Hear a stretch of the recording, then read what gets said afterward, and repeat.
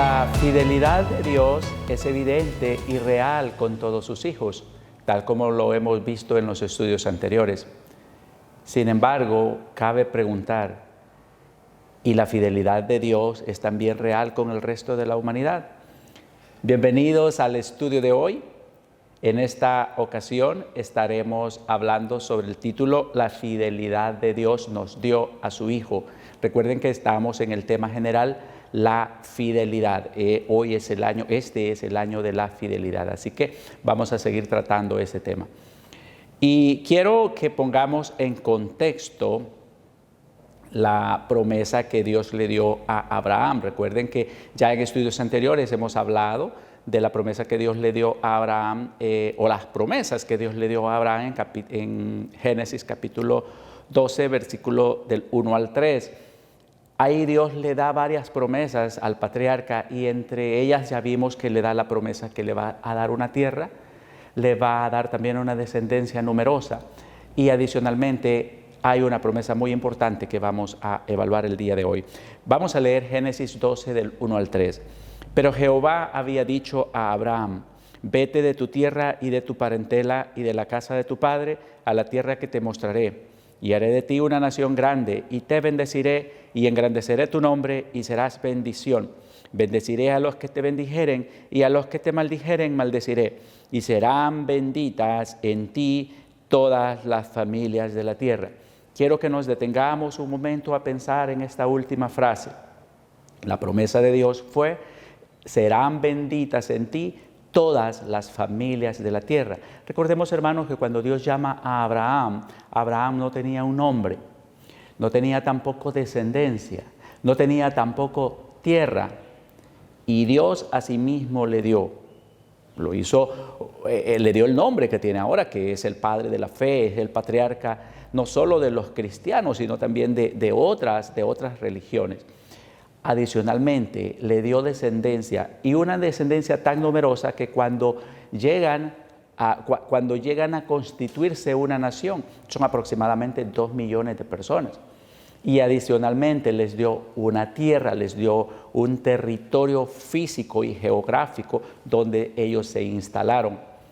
Pero hay una promesa muy importante y quiero que nos detengamos hoy un momento a pensar, como dije, es en esta promesa: serán benditas en ti todas las familias de la tierra.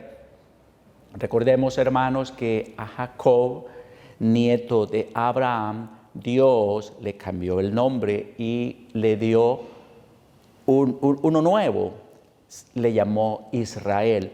Israel literalmente significa luz a las naciones, y en este mismo nombre estaba implícita la misión que Dios quería que su pueblo cumpliera. Es decir, el propósito que Dios tenía es que Israel se constituyera en la luz o en el medio que trajera la luz de Dios a las naciones. Esa es la expresión correcta. Recordemos que años después, cuando lo constituye una nación, los colocó en la tierra de Canaán. Esa ubicación geográfica no era casualidad. Recuerden, hermanos, que Canaán estaba justamente en la encrucijada de todas las rutas comerciales. Es decir, si Babilonia o Asiria querían ir hacia Egipto, obligatoriamente pasaban por Canaán. Si Egipto quería ir hacia Asiria o Babilonia, obligatoriamente tenía que pasar por Canaán. Las regiones del sur, como Etiopía o Sabá, también tenían que, sus rutas comerciales atravesaban por Canaán. El propósito de Dios es que al ubicar a Israel en esta posición geográfica privilegiada, ellos tuvieran la oportunidad de dar a conocer al Dios verdadero a todas aquellas personas que pasaran por su territorio. Es más, hermanos, recuerden que Dios ordenó a Josué que grabara la ley en unas piedras enormes y las levantara sobre el monte Ebal. Eso significa que todos los que pasaban por el camino real podían ver la ley de Dios grabada en las piedras. Así que El propósito que Dios tenía es que Israel se constituyera en el instrumento, en el medio por el cual el Dios verdadero iba a ser conocido en todas las naciones. Por eso se le llama luz a las naciones. Y precisamente, hermanos, hay que preguntarse si Israel cumplió con este propósito. Nosotros normalmente decimos que no. Yo creo, hermanos, que Israel sí cumplió parcialmente con este propósito. Recordemos que los extranjeros o los habitantes de otras naciones sí eran incluidos en el pueblo de Israel. Recuerden ustedes que cuando los judíos, o bueno, no se llamaban los judíos entonces, pero el pueblo de Israel sale de Egipto, hubo muchos extranjeros, muchas personas que no eran del pueblo de Israel salieron con ellos. Y adicionalmente, en la ley de Moisés se especifica que el extranjero debe ser aceptado. Es decir, que ellos estaban abiertos a recibir a personas de otras naciones. Ellos estaban abiertos a recibir a personas de otras nacionalidades. Sin embargo, con el paso de los siglos, ellos fueron poco a poco cerrando la oportunidad. Hay un antecedente, hermanos, mucho antes que Israel se constituyera como una nación. Ustedes recordarán que Jacob y toda su familia llegaron a una ciudad y la hija de Jacob, que se llamaba Dina, salió con las muchachas de la ciudad y el hijo del jefe, el hijo del gobernante de esa ciudad, le gustó Dina, se enamoró de Dina y la forzó. Obviamente esto no le pareció a Jacob y a sus hijos. Pero el muchacho, que por cierto se llamaba Amor, habló con su padre y le dijo: me gusta esa chica y la quiero para mi esposa. Así que el padre, que se llamaba Siquem, y el chico, que se llamaba Amor, van y hablan con Jacob y le dicen: queremos emparentar con ustedes, queremos que nos den a su hija y nosotros queremos también poner a su disposición nuestras muchachas para que se puedan casar con ustedes. Y es ahí donde ellos le dan una regla. Dos de los hijos, que a lo mejor ya con la mala intención le dicen: miren, hay un único requisito, podemos hacer eso, pero hay un requisito, y es que nosotros nos circuncidamos, y para que ustedes pasen a ser parte del pueblo, todos los varones deben circuncidarse. Ellos así lo hicieron. Al final, dos de los hijos de Jacob asesinaron a todos los hombres que estaban en su tercer día después de la circuncisión. Pero lo que quiero marcar es que hubo un antecedente, ya había un antecedente que para pasar a ser parte del pueblo de Dios, todos los varones debían circuncidarse. Y estas reglas, o esta regla se multiplicó, los israelitas añadieron cada vez reglas más difíciles de cumplir, más difíciles de completar, y fueron cerrando la oportunidad para que personas de otros pueblos, para que personas de otras naciones pudieran tener acceso a ser parte del pueblo de Dios. Y por ejemplo, lo vemos ya, vamos a dar un salto en el tiempo hasta los días de Jesús. Recordarán ustedes que Jesús recriminó a los escribas y a los fariseos en Mateo 25:15, les dice lo siguiente: ay de vosotros, escribas y fariseos, hipócritas, porque recorréis mar y tierra para hacer un prosélito, y una vez hecho, le hacéis 2 veces más hijo del infierno que vosotros. Es decir, hermanos, aquí debemos tomar en cuenta que los escribas y fariseos sí hacían un poco de la misión que Dios les había dado.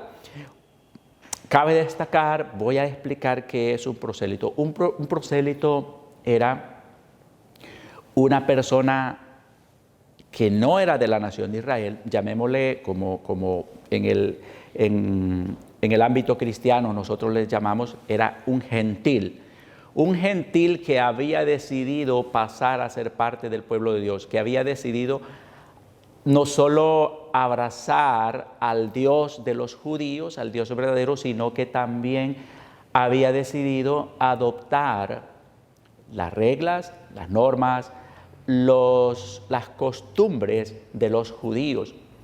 Y un prosélito era el que se había comprometido realmente a ser parte del pueblo de Dios, que ya también se había circuncidado. Había otra categoría, y ustedes lo van a ver, por ejemplo, en el libro de los Hechos, se menciona muchas veces. Cornelio, por cierto, estaba en esta categoría. Y a este grupo que me refiero es a los temerosos de Dios. Cuando la Biblia habla en el Nuevo Testamento acerca del temeroso de Dios, no se refiere a una persona que tiene temor de Dios en el concepto del Antiguo Testamento, sino que era una denominación, era una nomenclatura que se usaba para designar a una persona gentil que había decidido abrazar a Jehová como el Dios verdadero y a abrazar también las costumbres de los israelitas. La diferencia entre el prosélito y el temeroso de Dios es que el prosélito sí se había circuncidado, mientras el temeroso de Dios no. Entonces, hermanos, el punto al que quiero llegar es que los judíos o los israelitas parcialmente habían cumplido la misión de ser luz a las naciones, porque sí daban espacio, daban cabida a algunos extranjeros. Y digo que aun cuando las reglas se endurecieron, por cierto, se llegaron a conocer más tarde como las leyes de Noé, son siete grupos de reglas, y ustedes lo van a conocer. Hay un movimiento muy fuerte en el mundo actualmente que siguen las 7 reglas de Noé. Entonces, aun cuando se llegaron a endurecer los requisitos para entrar al pueblo de Dios, aún habían personas que lo hacían. Pero este endurecimiento de las reglas cerró la puerta para muchas personas en el resto de las naciones. Y como Pablo lo menciona, dice en la epístola a los Efesios, dice que nosotros estábamos muertos en delitos y pecados, que no teníamos acceso a los pactos. Por lo tanto, no teníamos acceso al Dios verdadero. Entonces, ¿cómo es que la promesa que Dios le dio a Abraham de ser bendición para todas las naciones se iba a cumplir? Puesto que los judíos, los israelitas, habían cerrado casi por completo la puerta de entrada para el resto de las naciones, ¿cómo entonces esta promesa se iba a cumplir? Y es aquí, hermanos, donde la fidelidad de Dios se hace nuevamente evidente. Y no solo se hace evidente, como ya lo vimos, en los hijos de la nación de Israel, sino que se hace evidente con el resto también de las naciones. Es decir, con nosotros, que no somos israelitas, sino que somos gentiles. Cómo esa misericordia de Dios, cómo esa fidelidad de Dios se manifestó para con nosotros, se manifiesta precisamente porque Dios nos dio a su Hijo Jesucristo. Y uno de los pasajes más conocidos de la Biblia es el Evangelio de Juan, capítulo 3, versículo 16, que dice: porque de tal manera amó Dios al mundo, que dio a su Hijo unigénito, para que todo aquel que en Él cree no se pierda, mas tenga vida eterna. Es decir, hermanos, aquí la fidelidad de Dios para con todos nosotros se hace manifiesta, porque el advenimiento de Jesús, la llegada de Jesús a esa tierra, como dice Pablo en Gálatas, cuando llegó el cumplimiento del tiempo, Jesús fue enviado a la tierra. La llegada de Jesús a esta tierra, hermanos, nos abrió a todos nosotros la puerta para conocer al Dios verdadero. Y como dice la epístola de Juan, a los suyos vino y los suyos no le recibieron, mas a todos los que le recibieron les dio potestad, les dio el poder, les dio la capacidad de ser hechos hijos de Dios. En otras palabras, hermanos, la llegada de Jesucristo, el advenimiento de Jesús, es la manifestación de la fidelidad de Dios para con con las naciones gentiles. Y aquí comienza el cumplimiento de la promesa hecha a Abraham, que en ti serán benditas todas las familias de la tierra. Así que, hermanos, agradezcamos a nuestro Señor Jesucristo, agradezcamos a nuestro Padre por enviar a su Hijo Jesús para que nosotros tengamos acceso a los pactos, a las promesas y a la vida eterna. Que Dios nos bendiga a todos.